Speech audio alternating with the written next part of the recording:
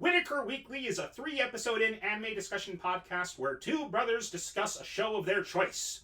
The show can be anything from a current season flop to a decades-old classic. What are they going to talk about next? Who knows? They sure don't.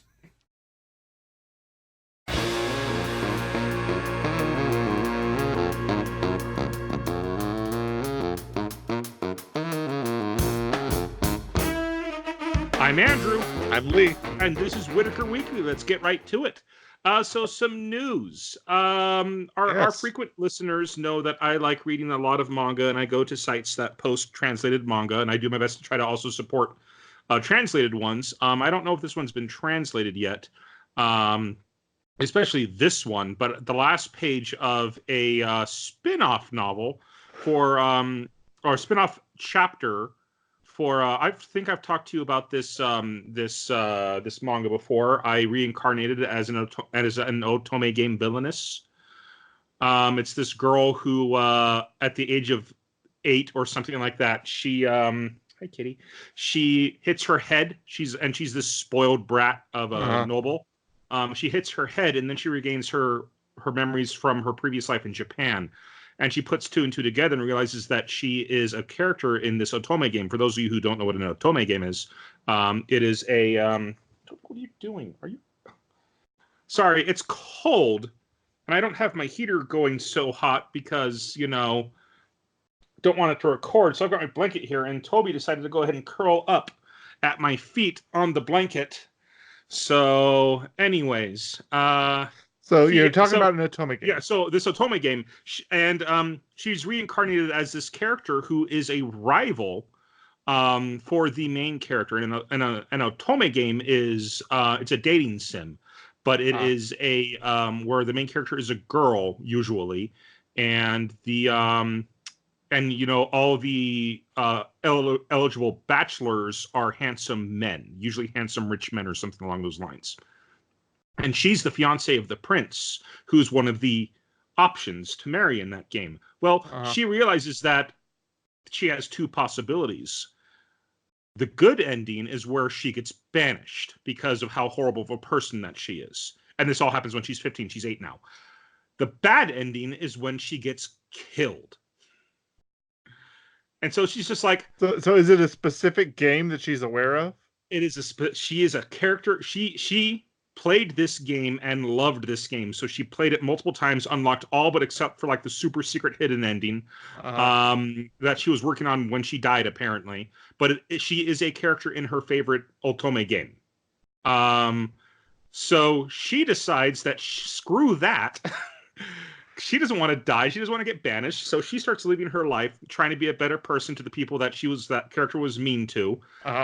She learns to farm, even though she's a noble, because if she gets banished, she's going to need some skills anyways. She learns how to fight with a sword just in case, you know, someone who hates her ends up dueling her and kills her. That way she knows how to defend herself. So she's this very modern woman in this kind of medieval fantasy setting. And it's hilarious. It's wonderful. Wow. Anyways, there is a spin-off manga real fast that only has 1 chapter posted where she regains her memories at the age of 15, and she only has 1 year to correct everything. And the very last line of it is, if only I got my memories back when I was 8 instead, or something like that. Anyways, the last page of this had an untranslated announcement for the anime of the original series, which is hitting April of 2020. I am very excited because I adore this series. It's a whole lot of fun. Okay. Are you aware of the existence of an otome game where all of the male choices are giant pigeons? Yes. Yes. Mm-hmm. Hatoful boyfriend? Hatofulu. Something like that. Hatofulu boyfriend. Yeah. All of them are they're all pigeons. So yeah, that's pigeons. An otome game. Okay. Next announcement. The things that pop into my head, just little facts that exist. Like these things happened. All right, okay. Next announcement is not anime related, but this one is related to something very close to your heart. It turns out that there's a new casting announcement for the Wheel of Time. For A the character, Wheel of Tam Time. Althor, father of the uh, One of the main characters, Grand one of the main Althor. characters, Mm-hmm. has been announced. Yep, and while I'm not personally familiar with him because I don't care for Game of Thrones, the actor Michael McElhatton, who is from Game of Thrones, has been cast as Tam Althor. Yes, he And plays Roose Bolton in Game of Thrones, a very infamous character. Yes, related to the Red Wedding. Anyways, so and then for the last little while, But we're hopeful Nissan. about his performance in the Wheel of Time. I mean, he's a good actor, and it's a good character for him to play, actually. Well, Tam Althor is amazing, and a lot of people have been commenting that he's the dad that everybody wishes they had, Tam Althor. But anyways, so over the past year, bit by bit, Cup Noodle, Nissan, the company that owns Cup Noodles, they have been making commercials called re-imaging the Straw Hat Pirates from One Piece as high school students. Yes. And they just released a music video today with music by Bump of Chicken, who has done songs for One Piece and other things. They've done songs for the Tales of series. Real good, talented rock band. I've got a couple of their albums myself. Yeah. And they posted that on YouTube today, and I watched it, and it was a whole lot of fun. And honestly, a little bit teary-eyed seeing all these famous scenes from One Piece, the series I love so much, redrawn in this style. Yeah, it's I only got a few minutes into it. I didn't finish the whole thing. I could tell that there was a lot of reference that I wasn't getting because I hadn't actually watched One Piece, at least not that much of it. I'm barely past the guy who adjusts his glasses with his palm. Oh geez, yeah, you're way at the beginning. I'm still in double-digit episodes. Anyways, actually, that's. But yeah, the animation was very interesting. It was quite raw, kind of fresh off the presses, without inking or coloring. A lot of pencil work sketches that were used for the animation. Just very, very interesting artwork. I wonder if they're going to continue spending time and money on developing it out, or if they're just happy with what they have. What's up? Sorry, I'm just pulling up the One Piece anime.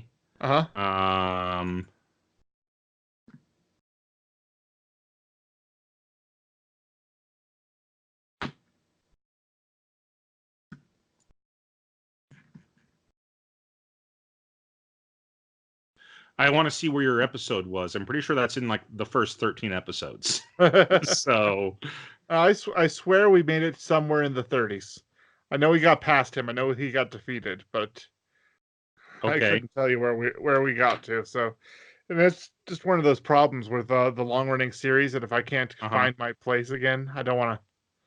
Yeah, no, I get it. And honestly, I'd say just read the manga instead of watching the anime, because the anime is so massive at this point, unless you have a lot of spare time. Yeah, so episode 16 is when that guy is defeated. So that's way early on. Way early on. Anyways, yeah, so that's it for the news. Let's go ahead and move on now to 3 episodes in. Unless there was any other news that you wanted to cover that we didn't write down. No, nothing else. Nothing from me. Okay. Nothing from me. All right, well, let's move in. And this month we are celebrating food anime. And I picked Yakitate, Japan. Kazuma Ozma wants to make let's say that again.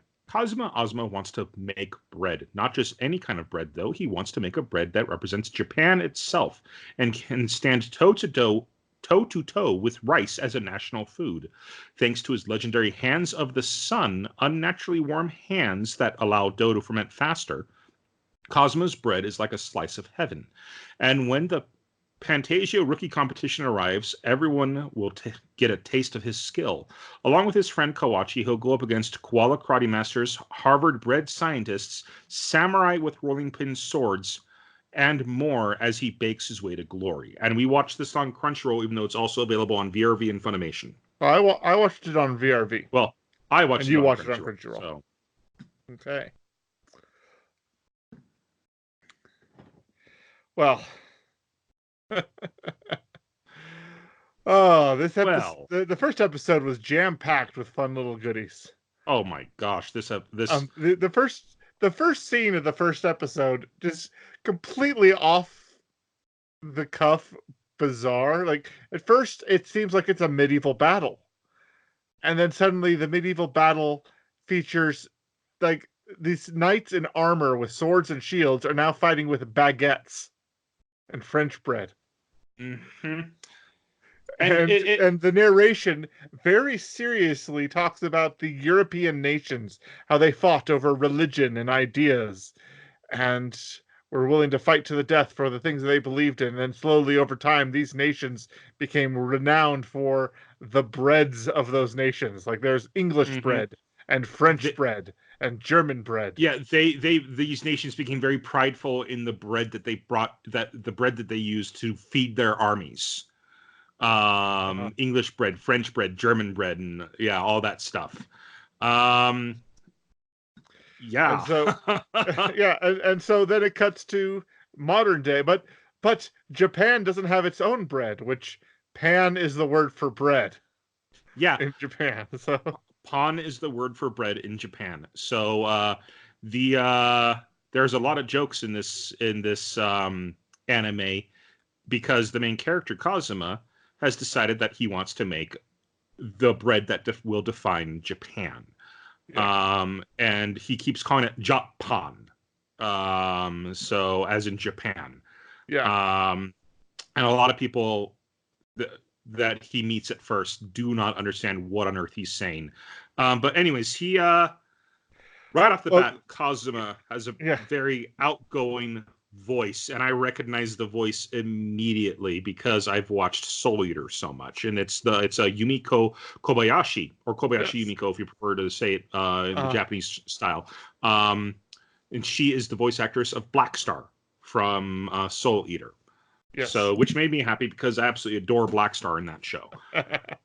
She's also the voice, as it turns out, of young Nice in Ri Hamatora. Oh, okay. So I looked her up. My first impulse was to think that she sounded the main character sounded an awful lot like Naruto.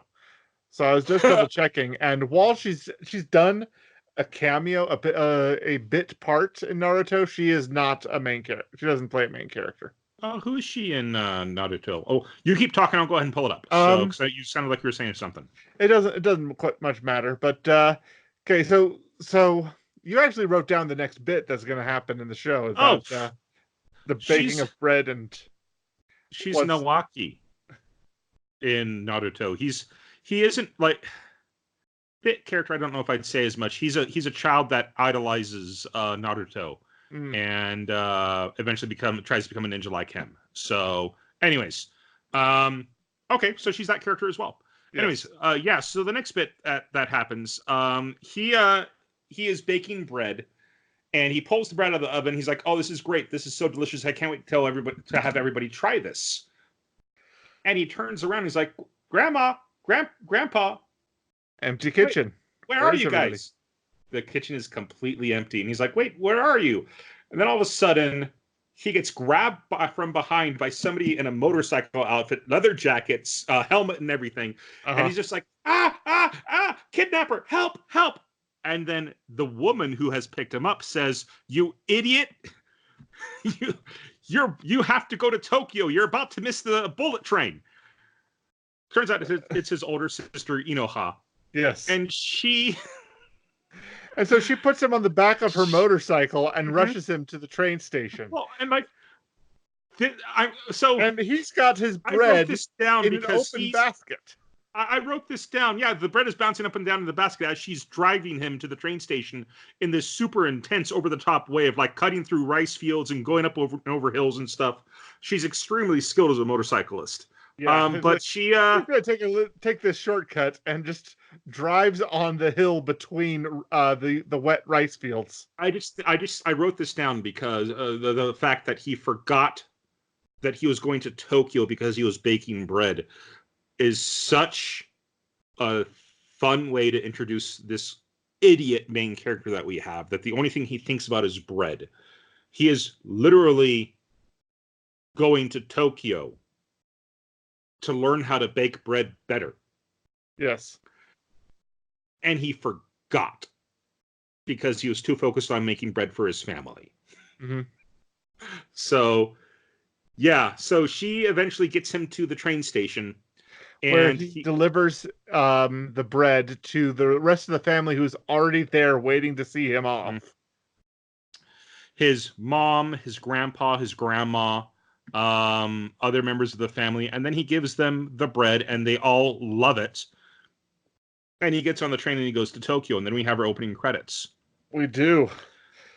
And the opening credits is full of so many other references throughout, but the one that really stood out to us was right after seeing his older sister being absolutely insane on a motorcycle, we see her do the Akira slide. Uh-huh. She does the Akira slide, which is the most iconic motorcycle move in animation. I mean, there's a GIF of it happening. It happens. I swear. There's Robin from the event. Batman the Animated Series. Raphael from Teenage Mutant Ninja Turtles. There's Obi-Wan Kenobi in Clone Wars animated series, not the CG one, but the animated one by the Genndy Tartakovsky one. There is Finn from and Jake in Adventure Time. Jake is transformed into a motorcycle, and they do the slide. It's just this shot where it's just the same thing over and over and over again. Just different anime, different hour slide. And there's a GIF. There's a game that is out there. There's a game coming out next year, Cyberpunk 2077, that I'm very excited for.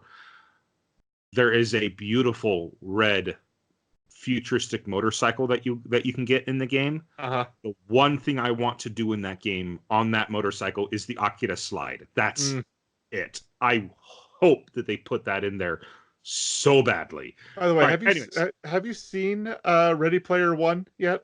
Yes, I have. Yeah, so you saw the Akira bike? Yeah. Mm-hmm. And everything else. And you saw the what was it called? The ship from Cowboy Bebop? Yeah, the swordfish. Yeah. Yep. Okay. Good. Last time I talked about that show, you hadn't seen it yet, and I was waiting till you had, and then never heard whether or not you had or not. Yeah, no, I saw it. It's good. It's good. I don't know. Yeah, so there's an Akira bike reference in the OP, and it's the shortest of all the clips, but it's there. But it's the one that stands out the most, at least to us. Yeah, it does. So, okay. We then. Before the opening credits starts, he's on the train thinking, "I'm going to Tokyo. And I've been baking bread for 10 years. It all started 10 years ago." And the rest of the episode, after the opening credits is over, is a flashback to 10 years earlier. Mm-hmm. And he's sitting there at breakfast, eating with his family, when his sister's like, "Can't we have bread for breakfast? I just want toast for breakfast. Can we do that?" And the rest of the family's like, "Bread is awful. We like rice." Yeah. Even he's like that. Mm-hmm. And Kazuma, at age 6, says the exact same thing. It's just, "I like rice. Bread is just dry, awful stuff." Cut to Kazuma hog-tied, wearing sandals, behind her bike going at full speed. "You're gonna kill me. Leave me alone." So she's dragging him. It's kind of like what happened to Marty McFly in Back to the Future 3, where he's but that was around his neck though. But he's being dragged behind this bicycle. Like, how strong is she on a bike to drag a 6-year-old through the dirt like this? But she takes him up running to a shop. His hardest to keep up, and she takes him to this bread store, and he sees all this bread and sees that it's all the bread in here is actually really cool looking, and she goes in and she's here, and there's like a windmill shaped loaf. And anyways, she goes in and she knows the store owner. And she's like, anyways, I want to buy that loaf of bread right now. And he says, okay. She then, oh, by the way, they're in the bread store, and she never unties him. He is tied up the entire time they're in the bread store. Yes. And so she then buys this loaf of bread, and she's like, awesome. She grabs the rope, yanks on the rope, flying Kazuma in the air, flinging him into the air. She takes the bread and shoves it in his face as she's in the air, all to the horror of this horror of this store owner of the baker. And with the moment that I saw that, I actually paused it at that moment going, wait, I've seen this before. Is this a reference to something? Where is this from? And I looked it up, and sure enough, a long time ago in the early days of the internet, AMV Hell 3, the first one that was like feature length, one of the clips was Weird Al's Rai or the Kaiser to this anime, where that exact scene was included in the clip. We should probably explain a little bit of what AMV Hell is for our listeners who are a bit younger than us. Okay, so it's, I don't know if it's still active, but for a very long time, a long time, there was a series of videos that were called AMV Hell. And what it was, I don't know if you've seen Astiff or any, rapid sketch comedy references, that it's clips from anime put to funny either musical clips or audio clips that just are these funny little moments, these little gems that juxtapose quite nicely, and then this kind of short attention span theater of these little clips going on and on and on and on, and they started doing feature length ones, and then they started doing themed mini ones. I don't know if it's still going or not. I don't know how that's going, but you can still find them on YouTube. The clip that I shared with Andrew about this YouTube clip was uploaded back in 2005. So yeah, well, yeah, they haven't updated. That was the year my oldest was born. Yeah, AMV Hell hasn't updated in a while. No. So I guess it just got to be too much, and apparently, like, if I recall correctly, a lot of the ideas that they were getting for AMVs, their little AMV minis and things like that, were just the same thing over and over and over again. So they decided, let's go ahead and pull the plug. Right. So yeah, I mean, their stuff is still up on YouTube. Definitely give it a watch if you haven't. It's a whole lot of fun.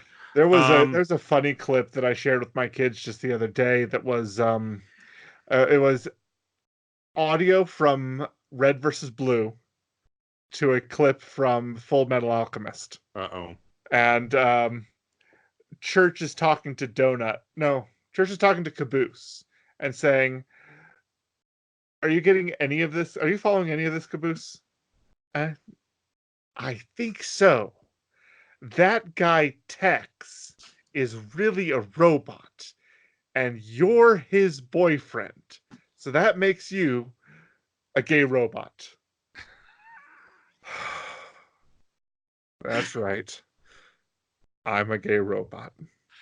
One of my favorite bits from AMV Hell is it's Tobuscus's Assassin's Creed Brotherhood literal trailer to scenes from the original Berserk. I don't know if it was the Berserk movie or the original animated series, but it's a mysterious hooded man watches from a distance. And it's and like you just see guts in a hood in the rain, and it's just so perfect. I won't go into it. It's a bit violent, but oh gosh. Now act like you didn't do it. They're not buying it. All right, so anyways, so while all that's going through my head, I resume playing, and while this loaf is just jammed into Cosmo's face, he starts eating the whole thing and then biting her sister's thumb at the end of it. To which she freaks out, but he is now completely in love with bread. With bread. Absolutely in love. And at that point, this chef, who looks a bit like Gendo without the glasses, he's got this Abraham Lincoln beard going on. He offers to let Kazuma watch him make more bread to learn how it's done. And so Kazuma and his sister are so excited about this. They're thrilled at the prospect of getting to see the bread being made.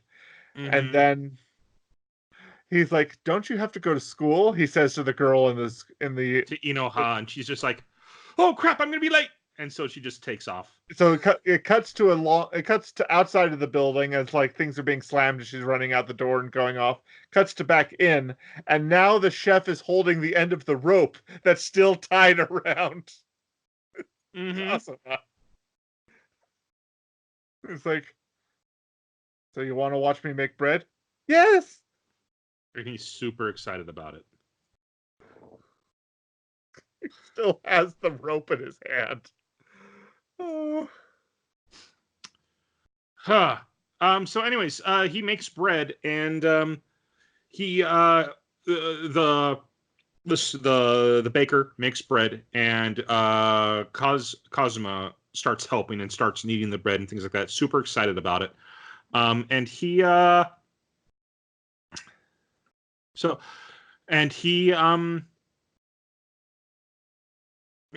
learns that this guy who loves bread, the Cosmo learns that the baker actually has been trained outside of Japan, and he wanted to come back, and it was his goal to make a bread for Japan. It was his goal to make a Japan, and as he called it, that's where Cosmo gets the phrase from. But he's going to have to give up on his dream soon. And Cosmo's like, "Wait, why?" He's like, "It's because no one here eats bread. We're in the middle of this country. Everyone's a rice farmer. Everyone just eats their own rice. No one's buying my bread." And he's like, "I'm going to go ahead and get you." And Cosmo then says, "I'm going to get you more customers. Just you wait." And he runs off. And the baker notices that the bread that he had been kneading, that Cosmo had been kneading, was already rising a lot faster than normal. And he thought to himself, "Wait a minute," just kind of, already hinting to what Cosmo's abilities with his hands are. Yeah. But he and his sister tried to convince Cosmo and his sister tried to convince their grandfather, who's a rice farmer, to have bread for breakfast, and he's not having any of it. And he then says, "I'm not going to have this unless I can have natto on top of it." And natto, for those of you who don't know, is sticky fermented soybeans. Mm-hmm. Either you love it or you hate it. There's not really kind of a middle ground for natto. Mm-hmm. I like it, but I also totally understand if you don't like it. But anyways, the grandpa mixes up his natto and he puts it on the bread, which reminded me of how I used to eat natto in Japan. I would actually put it on top of bread and I would eat it, and I liked it. I thought it was good. I had that for breakfast a lot. But anyways, he has it and it was disgusting. Mm-hmm. And he says, "I'm not going to have it unless I can pair it with natto, with my natto or with my miso soup," because every morning his breakfast was natto, rice, and miso soup. And so they go back and they try to, and they tell the baker about the issue, mm-hmm. to which, Inoha is late to school again. So she leaves Cosmo there, and the baker then makes bread, but he uses he doesn't use regular milk. He uses a different type of milk. Mm-hmm. Later on, we learn that's soy milk that he uses. Because soy will pair with the soy ingredients better. Exactly. Mm-hmm. So so this anime mm-hmm. is a real precursor to Food Wars, because anytime somebody eats something amazing, it goes into this, bizarro world animation of things that are happening. Mm-hmm. A lot less exploding clothes, but a lot similar reactions in terms of people just being whisked away into worlds of fantasy when it comes to experiencing amazing cuisine. So when the old man gets to eat the new bread, we get this montage of him surfing on a surfboard of bread on top of waves of miso soup with chunks of soy throughout. And he's so excited about it. And I just noticed that this grandpa, it's this montage about Japan and all the great things about Japan that he's thinking about. And then during part of it, he pops out and he's dressed up as Bruce Lee in this montage about Japan. Yeah, like that doesn't fit. I mean, he's doing martial arts, but yeah, he bites into the yellow jumpsuit. Well, and we did kind of skip this. Grandpa, like they put the bread out again, and Grandpa's just like, Grandma, just bring me some rice. To which Cosma immediately yells at Grandpa and tells him just to try it. And Grandpa says, "Fine, but if I don't like it, we're never gonna try this bread stuff again." And he tries it and he loves it. It's amazing this time. And one of the reasons he was so adamant against bread is that he is a World War II survivor, and during the United States occupation, the Allied occupation of Japan, prisoners of war were given rations, which included little loaves of stale bread, and so their experience with bread was deeply unpleasant. And so that's kind of why he was so against it, just on principle, that he never wanted to see bread again after those experiences, not knowing that bread could be amazing. And then, I mean, it's obvious from the first half of the episode to this part of the episode that he's been eating bread basically every day for 10 years after this point. Yeah. And this guy who's a Japanese rice farmer who wanted nothing to do with bread because of his terrible experiences with bread in post-war Japan, now loves bread and sees all the incredible things you can do with it. And I just want to say, as somebody who is trying to do the keto diet, this was a very, very hard show to watch. I did it to myself. I did this to myself. Oh, man. Yes. Anyway, so moving on, the next episode, he's in... the episode ends with it flashing forward and then going to the store that he's been invited to, which is Pantasia. Where he says his family thinks that he already has a job, but we learned that it's not quite the case in episode 2. Yeah, during the ending credits, was something I wrote down about that is that while the two things are happening during the ending credits the whole time, one is a continuous loop of Kazuma kneading bread, and there's a little feathered filter of real life footage of bakers baking bread in Japan, doing actual making sweet rolls and French bread and all kinds of things. And I will just say this, the bread that I had in Japan, wow. Okay, like, wow. It was so good. And filling, not like the kind of air that we eat here in America, the air with bread coating. Anyway, there was this amazing dish that I had in Japan that I kind of want to learn how to make here called milk pan. And it was just this sticky bread that was just kind of like clumps of dough put together and then put into a circular tin and cooked like that, and you would just pull it apart as you eat it. And we call that monkey bread here. Not quite. It's a different recipe. Different recipe, but similar construction. Yes. Okay. Because I remember we've had monkey bread at a family get-together or something like that in the past. And it reminded me that it was... so...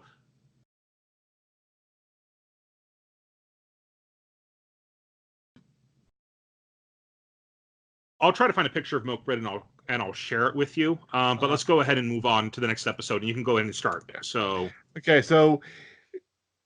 the next episode starts exactly when the first one leaves off, and Kazuma goes into Pantasia and introduces himself as though he were already hired and ready to start working. Mm-hmm. To which he runs into a man who says, "You are 5 minutes late. That's -5 points." And then it's explained that everybody is on a grading scale. You have 10 points. If you get to 0, you are fired. Mm-hmm. So he starts off at half off. And so everybody calls him 50% or something like that. Some moniker that means half or 50%, just as his nickname. Well, there's now 35 people vying for a position at this place, and we're introduced to some of them. The ones that are clearly the most interesting are the ones that appeared in the opening credits as well. There was a beautiful young lady with a pink hairband, a kind of a blonde kid who I couldn't say if he was like he's like a country boy trying to be a Yankee or something like that. Mm-hmm. Well, we learn later on that he's a country boy, but yeah, he's a punk. And then there's a guy with a bandana who looks very menacing and samurai-esque in terms of his stage presence.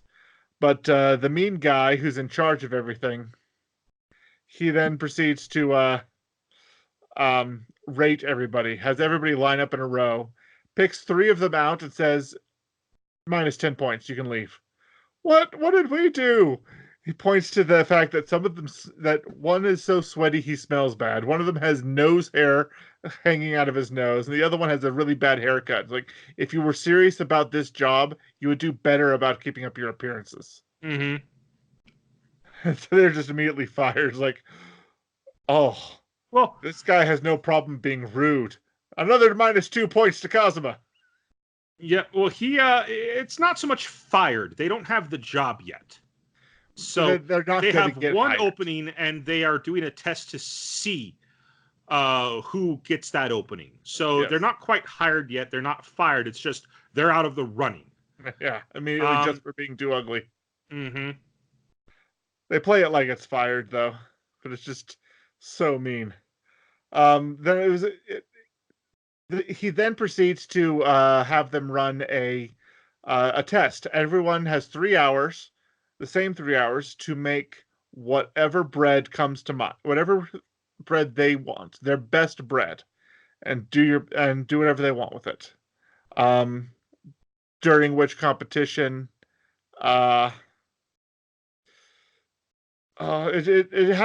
had the feel of this is where I really made the connection to Food Wars, because what Food Wars will do during a given arc is a challenge has been issued, and then they explain all the reasons why the opponent is so good and so smart and everything like that, and then the main character ends up, if it's not the finale, they will beat the person that they're up against. Mm-hmm. He hasn't won a season finale in the 3 seasons I've seen. That's kind of the point, is that it just proves that there are people that he needs to be better. He needs to grow to be better than. Mm-hmm. is how the show's framing it. That's typical in a lot of shonen anime. Yeah. But it just they don't reveal what his secret was until he's already done. And that's kind of just, this might be an early precursor from it. I don't know if this was the origin of that kind of dramatic flair, but it's definitely an early stage of it. Because what happens during this moment is that while they're prepping, the blonde kid realizes that Kazuma has a bit of an advantage. He might be a bit ignorant about things going on in the world around him, but he's what does he do? He's just so fun. So he's prepping his bread, and his yeast is rising better than anyone else's because he has the hands of the sun, has been established. Yeah. And that's when the blonde kid decides to play dirty and stick his rolling pin right behind Kazuma's feet and tricks Kazuma into falling over, dropping his dough on the ground, and then the dough ending up being accidentally stepped on by the blonde.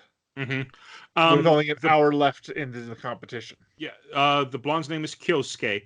And before that, we should probably list that when we should probably say when Kazuma gets there to this competition that he doesn't even realize it's a competition at first. We meet Tsukino, the girl with the pink hairband, and he's given -5 points. Mm-hmm. And then he's given another -2 points for having messy hair. Mm-hmm. And Tsukino says, "Oh, don't worry about it. Like, you don't have to worry about that." And she's super nice, which is kind of, I don't want to say off-putting, but kind of odd because everybody else is terrified of this guy, of Rio, the guy who's running the competition. And she's not bothered by him by the slightest. And she's like, and besides, if we do this, and she takes off her hairband and she puts it on Cosmo's head, and it cleans it up nice and easy. And she notices before anybody else his hands. She sees just by looking at them that his hands are different than everybody else's. Yeah, she says she sees heat waves coming off of him. And later on after that, Kyosuke also notices his hands that he must have like the legendary hands of the sun, and apparently like only 1 in 10 people, even in France, who are bakers have that ability. So it's incredible. It's rare. Yeah, something we know is that she has no fear of this guy, and even at one point says, "What are you going to do? Expel me from this challenge? Fire me?" And he's just like, let's move on. Fire you, huh? He says, it's like there's something behind this. Like she's involved in something in some way. And we find out what that is by the end of episode 3. But here in episode 2, it's a mystery, and it's good for the story right now for the audience not to know what she's up to and who she really is. Yeah. But yeah, so the blonde ruins 2 hours worth of work for Cosma. And so Cosma has to come up with another idea and asks for some yogurt. So he's going to try to yogurt cultured dough of some kind. And then he proceeds to make what he calls Japan 16. Japan 16. Yep. Which once he's ready to put it in the oven, it's just so silly because it's a flat square with a ball in the center of it placed on top. It's like the Japan flag. Is that why this is called the Japan bread? What are you doing? And so and so he puts it in the oven, says in 30 minutes this will be ready at 250 degrees Celsius. Yes. So they then this guy Kyosuke he can't handle waiting to see what this is, and so he opens up the oven, and to which Cosmo's like, "Wait, no, it's not ready yet. What are you doing?" To me, I'm just like, how on earth has Kyosuke not been kicked out of the competition yet? It's so pain, and Ryo has been watching people like a hawk. Yeah. How did he not get kicked out for pulling this crap? Just be like, hey, this guy's bread sucks because you ruined it. -10 points. Get out. Meanwhile, the guy with the bandana and the murderous intent in his eyes, turns out his rolling pin has a sword in it. And he uses it to perfectly score his bread top before baking it.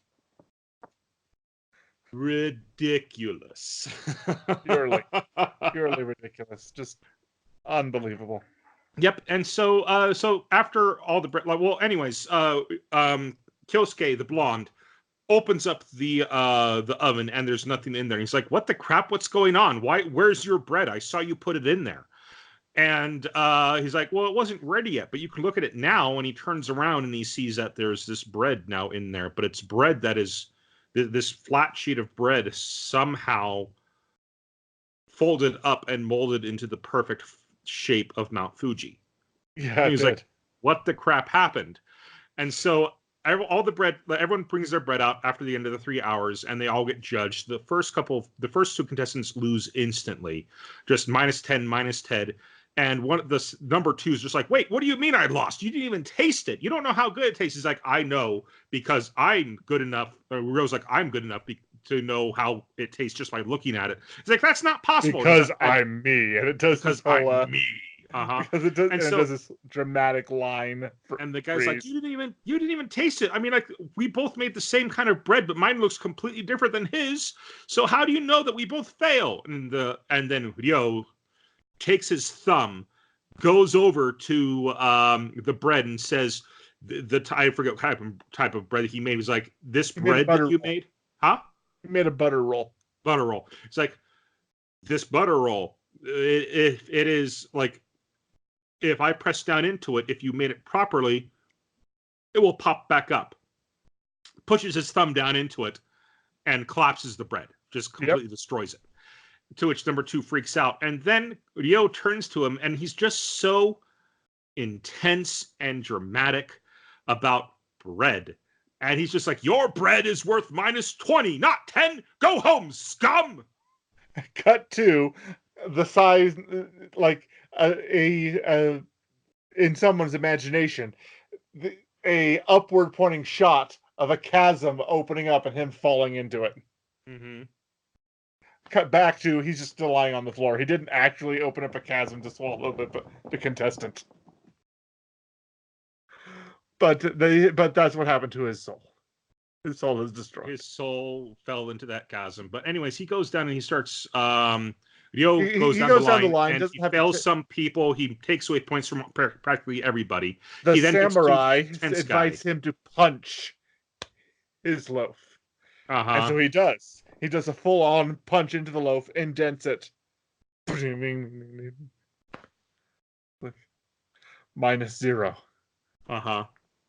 And it goes on. And then he sees the blonde's roll, which, like, it's a fried bread normally, but it was baked this time, so it was a twist on a traditional bread type. And says, but you get -2 points because you should have pulled that out 30 seconds, or that was in the oven for 30 seconds too long. It's like, he's right. It was. And the only reason it was in there for 30 seconds too long is because he was so intense to find out what's going on with Kazuma's bread that he didn't pay attention to when his bread needed to come out of the oven. But he makes kind of an interesting bread. He makes a classic steamed bun. You see them a lot in Asian cinema. They take the buns and they have those bamboo steamers and they cook them in those. But instead of steaming it, he baked it for the final bit, just to give it a nice crispy outside and nice fluffy inside. And he lost points because it was in the oven for 30 seconds too long. They then he then goes to Cosmo's bread and he's just like, what the crap is this, And he explains to him that this is Japan number 16. Yes. Cosmo's like, I made this because of how great. And he picks it up, and Rio picks it up and he takes a bite out of it, asking, "How do I eat this?" And he's like, "You eat it however you want." Cosmo says, "You can eat it however you want." So Rio then eats the bread, and it's incredible. It's flavorful. It's flaky. It's delicious.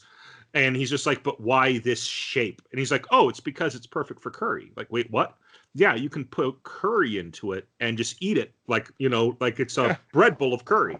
Yeah, he talks about how he built this thing, and what happened is that he has two different types of bread. He has a traditional Indian flatbread called naan, which is, he doesn't know what that is, and we'll get into that in a moment. Then he has this wad of dough that he puts in the center, and what he does is he slams it up into the roof of the oven, and then as it cooks, it starts to peel away from the roof, and the darker parts get to the side, while the stuff still stuck to the top still stays pale, so snow-colored.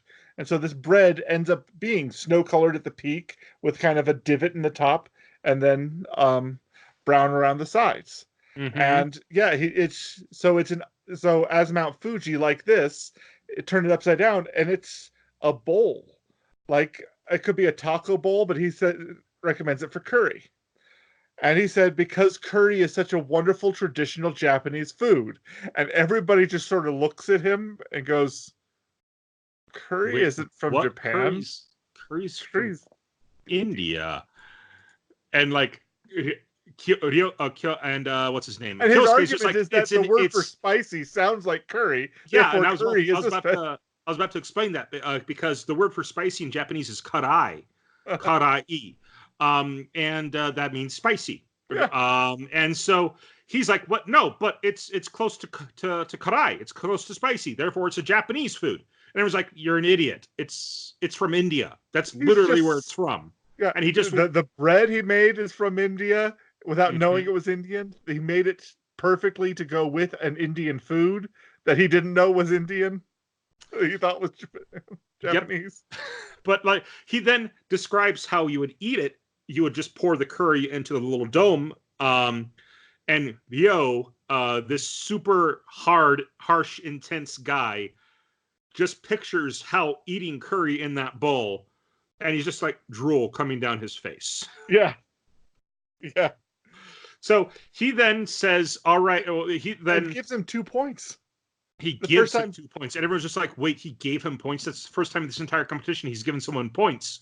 And then Ryo sends everyone home except for, and let me read the names here, except for Kazuma, Tsukino, the girl who was kind to Kazuma at first, Kyosuke, the blonde, and then Suwabara, the samurai, the super intense samurai. And he sends everyone else home, and people are like, but I still have points. Like, but you can't just send me home like that. I still have points. The competition isn't over. I can still do this. To which Ryo just says, minus 10 points to all of you. Get out. So they now have no points. So they have to leave now. They do. And he tells them that, all right, from here on out. Oh, so the final leg of this competition, you are all going to spend the night here. And by noon tomorrow, I want each and every one of you to make me the perfect croissant. Mm-hmm.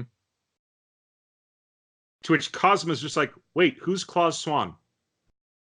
Because it says croissant, which is like they kind of have it closer to the French pronunciation in Japanese. I'm not quite sure how they say it. I didn't write it down. Croissant. But Cosmo's just like, wait, who's Claus Swan? Claus Swan. Yeah, who's Claus Swan? Over and over again. I don't know who Claus Swan is. Like, but anyways, there's also another gag where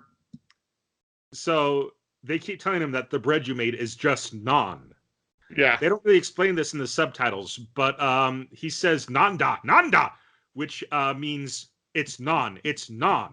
But nanda also means like, what do you mean, or what are you talking about, or what is it type thing, you know? So Kazuma, who has no idea that the bread he makes that he thinks he's invented already exists and is called naan. Thinks that they're accusing him and doesn't know why. So that's why he's so defensive. That's why he's so defensive in that scene. He doesn't accept that there's another thing called It isn't until I think it's Kyosuke who finally pulls him over and says, dude, we're not saying what, because he catches on. He's just like, the bread is literally called naan. Is that, oh, okay. Yeah, so It's Indian bread. It wasn't a joke. They didn't translate very well into English, so I don't think they used it. But anyways, yeah, we're kind of blessed here in the latter stages of anime translation, where they'll actually take the time to explain gags in the subtitles. But this is an older show. This did you ever catch the original air dates for this? Do you know when it aired? 2004, 2005. This is older. Okay, so this is kind of the I'm not gonna say the dark ages of, but it's still this is not for kids. This is not the dark ages of anime, of anime dubbing. Anyways, so they then they're given that competition, and so the next episode is them making croissants, and it starts off with Cosma calling his family, and he calls his sister and says, "Hey, do you know who Claus Swan is?" She's like, "Wait, no." Well, ask Grandpa. Hey, Grandpa, do you know who Klaus Swan is? What's that? You mean the dam? The dam? No, Grandpa. That's this dam, whatever. Some famous dam. Which just happens to start with the same letter, but doesn't sound anything the same. Yep. But yeah, it's yeah, he so he's lost trying to figure out what a croissant is. And his Kyosuke. Who's the girl? The girl is Tsukino. Tsukino offers to teach him, and is willing to take him under her wing and help him out. And Tsukino the blonde has other ideas, and he he brings Kazuma into a storeroom and says, by the way, this is who we're up against, and it demonstrates that the person, like, what's the samurai's name? Suwabara. No, Suwabara.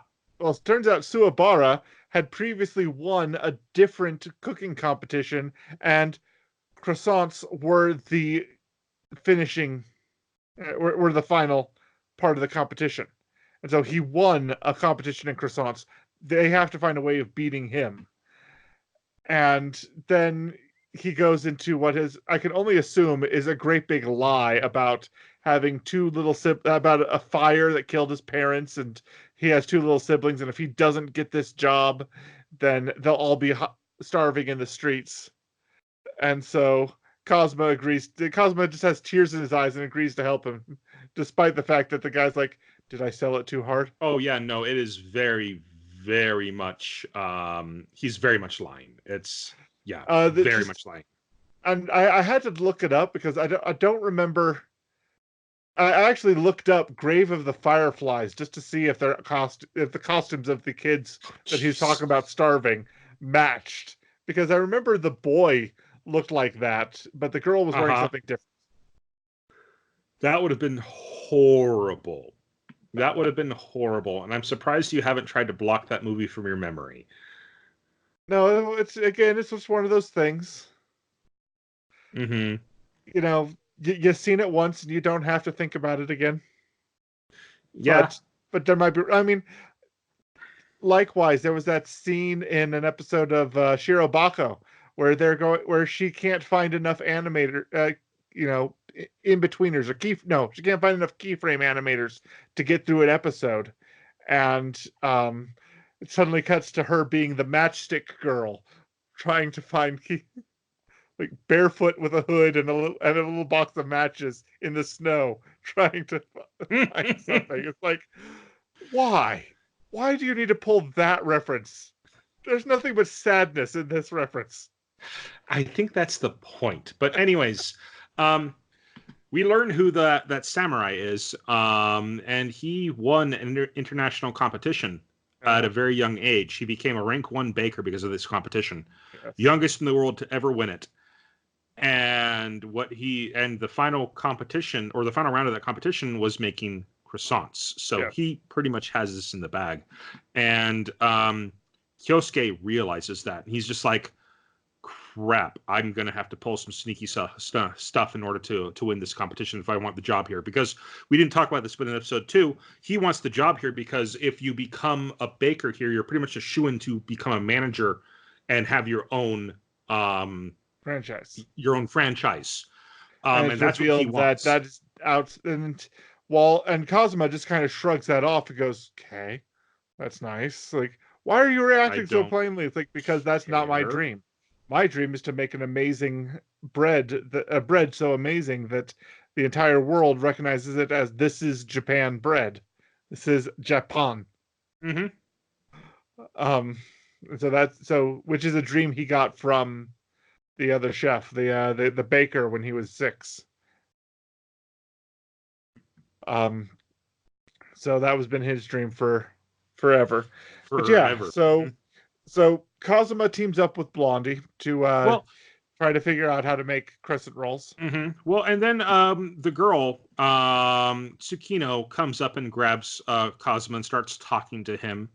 And they're walking down the hall, and she grabs his hand. I forget exactly why she grabs his hand, but then Kyosuke comes up from behind, runs up, grabs him, and runs off.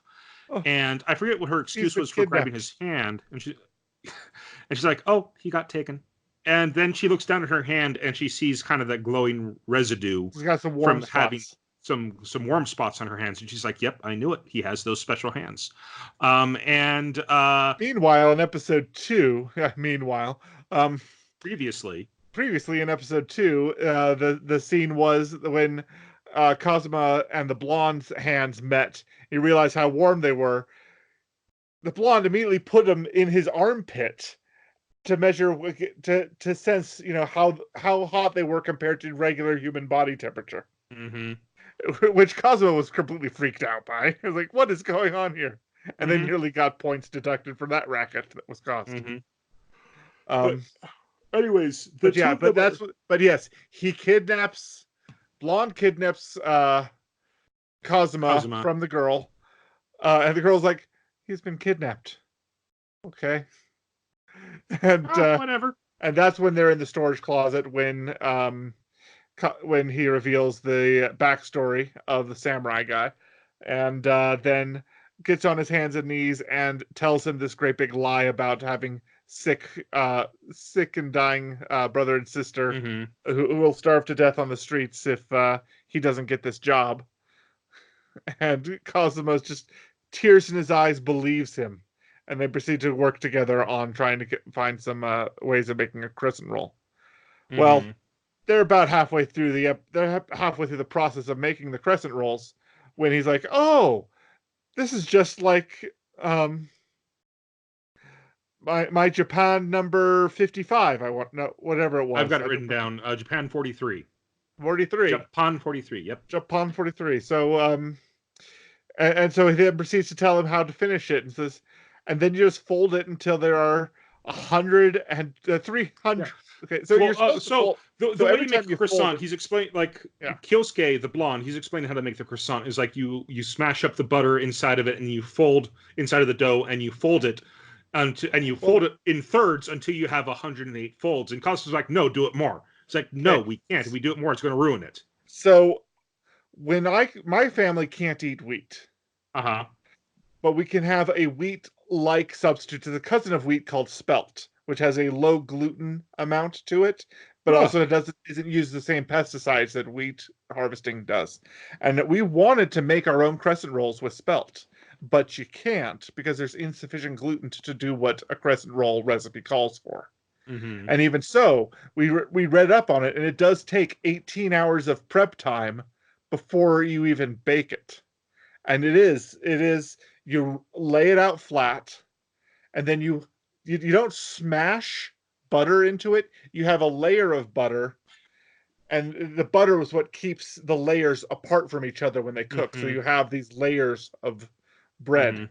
Yeah, smashing isn't what was not correct. That wasn't the right terminology, but it is pressed, and they are used. Well, there was a smashing action during the description where somebody was talking about things they were doing with a rolling pin, and so it's an understandable thing. But no, it is there. So they take one, fold it in thirds, spread it out, fold it in thirds again, spread it out until you have so many different layers. And I didn't count how many. I don't know. So 3, then 9, then 18. It's 100. It ends up being 108 or so, if I recall correctly. Well, it's supposed to be 54, but he folds it again to make it 108, and then folds it into thirds again to make it 324. Well, they have this big argument, but the two of them have this big argument where Kyosuke says no, any more than that and it will burn. We can't do that. And Kazuma's like, no, it needs to be more, fold it more. And finally, he gives in and does it the way Kazuma wants, because he decides to go ahead and trust in Kazuma's idea for Japan 43. But before they're able to make it, the girl comes in. That's right. And he said, and Cosmo's just like, oh, hey, yeah, let me talk to you real fast. And so he goes off with the girl. But the girl comes in, and then Kyosuke is just like, crap, please don't tell anybody this. Like, I have to win this competition. Gives him the same sob story. He's like, please keep this a secret. And she's just like, oh, but there's no reason to keep it a secret. And Kyosuke's just like, what? What do you mean? I was like, oh, don't worry about it. And then she and Cosmo go off. And it's the next day, and Cosmo and the girl never came back. And so Kyosuke's like, yes, I can win this competition now. Before the next day. Before the next day, but after the girl leaves, he's taking a look at all the thin layers that they've made of this crescent roll before they've rolled it up. And he picks it up, and he just sees how thin it is. It's actually transparent. And it reminded me and I wrote this down, it reminded me of a scene from the Mickey Mouse's Jack and the Beanstalk, where Mickey, Donald, and Goofy are starving in a farmhouse, and they're slicing. Oh yeah, they're slicing bread so thin that it's like a piece of celluloid. It's transparent, and then they slice a bean up, and so there's Donald with 2 slices of celluloid thin bread with a slice of bean in between them. And then he goes mad. It's like the most violent, crazy scene they've ever animated Donald in. Yeah, I'm surprised that I did not think about that, because I literally shared that same scene with a friend today at work. I forget what he did that made me think about it. I think he just sent me a Donald Duck clip, and I sent him that. But anyways, so, and he pulls it apart, and it comes apart so cleanly and so neatly, just straight down the middle. He compares it to having a samurai slicing through a piece of paper with a super sharp katana. The only way that could have happened is if the gluten molecules isn't right, but the gluten part of the wheat had formed the correct lattice necessary to hold its structure perfectly, as it's that thin. And that must have been just one of the benefits of kneading the dough with these hands of the sun. Oh, hi, Katie. That activated the gluten so well. Anyways, so he cut to the next morning, and it's just the 2 of them showing off their crescent rolls. The 2 of them being Kyosuke and Suwabara. Yeah, the blonde and the samurai. And his came out, and the blonde, Kyosuke, his croissant is just charred black. It's burnt just like he said it was going to be. Yep. And so Ryo's just like, I don't even want to taste that, but that's because it's part of the competition. Because of the rules, I have to taste it. But they just wait, spend it's some not time ready making yet. fun of him and wondering if he screwed up the recipe. It's like, no, this is how he told me to do it. And then he's staring at the spoon, like, what am I supposed to do with this spoon? And he taps the top of and before the taste test, he goes, just give me a second. And he taps the top of the spoon against the top of the crescent roll, and you start seeing these cracks, and the cracks start to fade away, and then you see this golden light emanating from it. And then as this golden light's emanating from it, I actually had to do a search for this. It's called Also Sprach Zarathustra. Also sprach Zarathustra. I didn't prep to say that correctly, but it's the theme song to 2001: A Space Odyssey. Starts playing as, which is the music that plays as the sun is rising over the crescent moon in the opening sequence. Which is a song that's used a lot these days for parody and whatnot. But anyways, they so. The black crust falls off, and it's just golden and beautiful on the inside, and it reminds him of a crescent moon. And Ryo sees it and instantly falls in love with it. He then picks it up and he tastes it, and it's just so incredibly intense, the flavor. Like, he sees himself on the moon, and suddenly he's talking with Houston about one giant leap for bread kind, or something along those lines. Landing. The Apollo 12 landing, one giant leap for bread kind, or whatever. Yes. And then it cuts back to reality, and he starts counting layers. He's like, how many are in here? He's like, 1, 2, 3, 4, 5, 6, 7, 8. There's over 300 layers. Like, he somehow there's counted. over 300. There's over 9,000.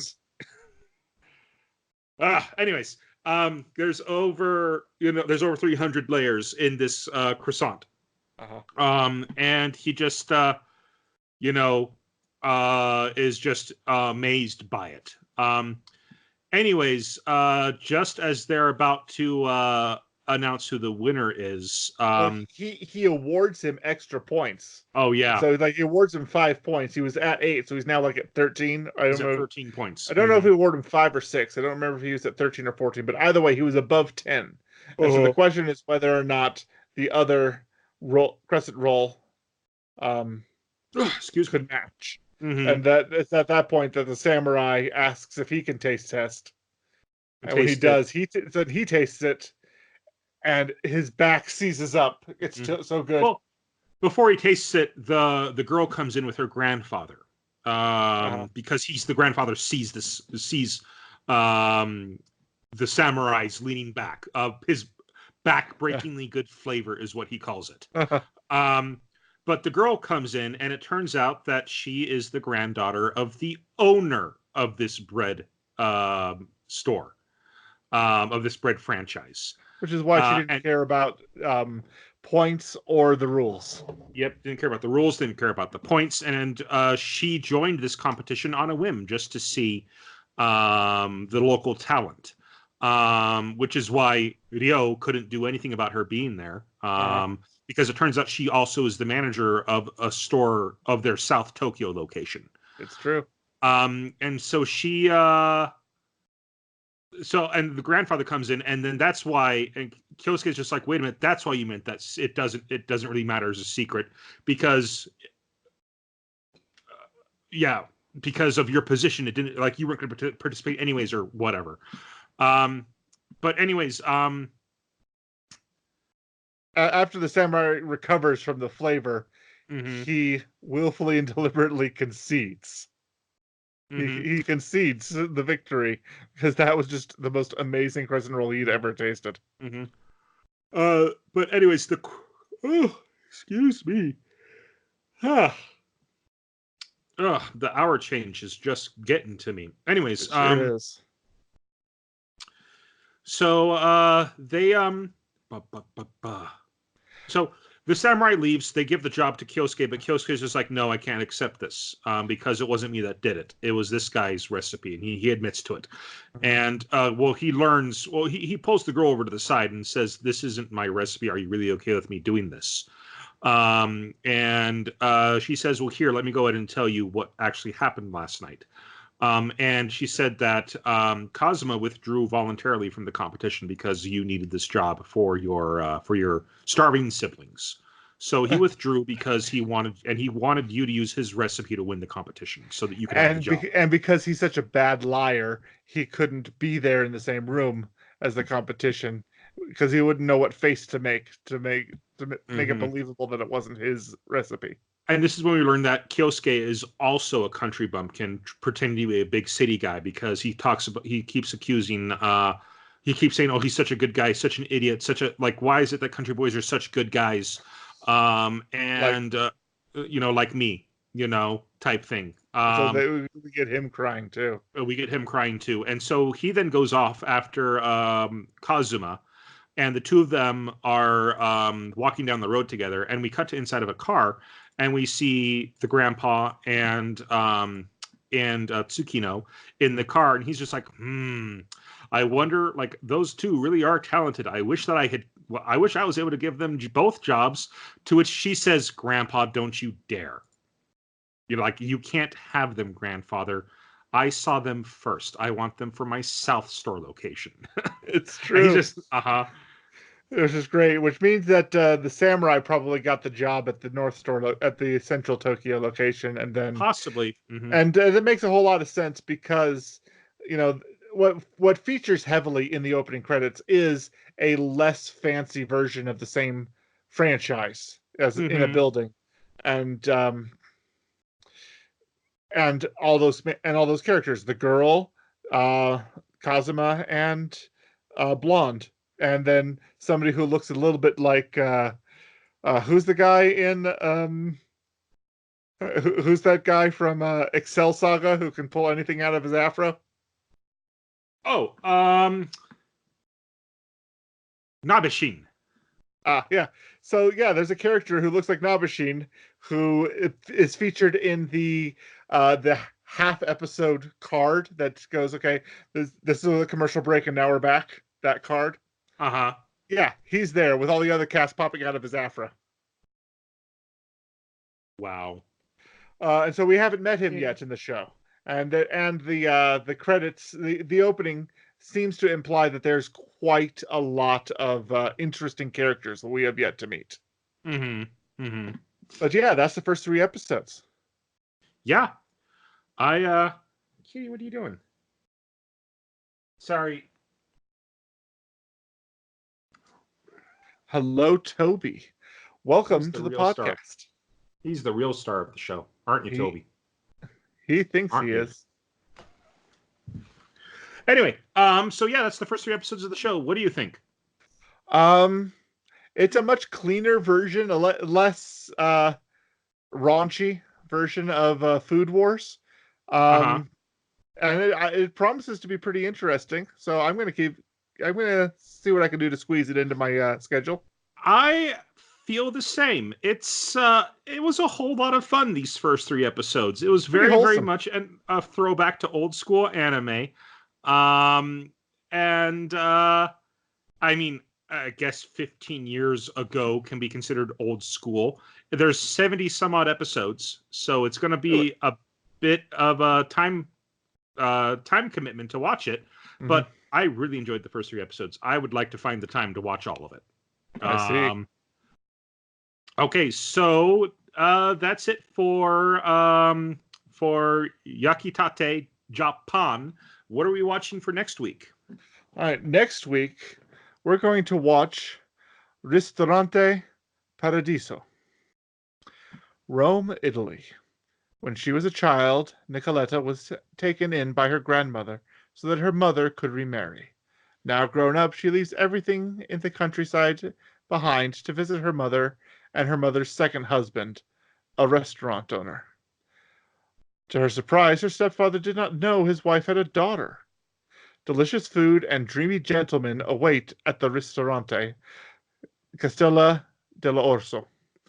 For everyone who works there, a tender connection to the hearts of each visitor is spun, and the curtain raises on a story about these first-rate Italian gentlemen in spectacles.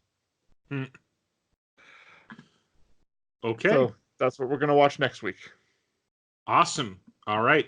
Well, that's it for 3 episodes in. Let's go ahead and move on to recommendation of the week. And it's my turn this week. And I'm picking a game that I have been using to unwind recently at the end of my long days.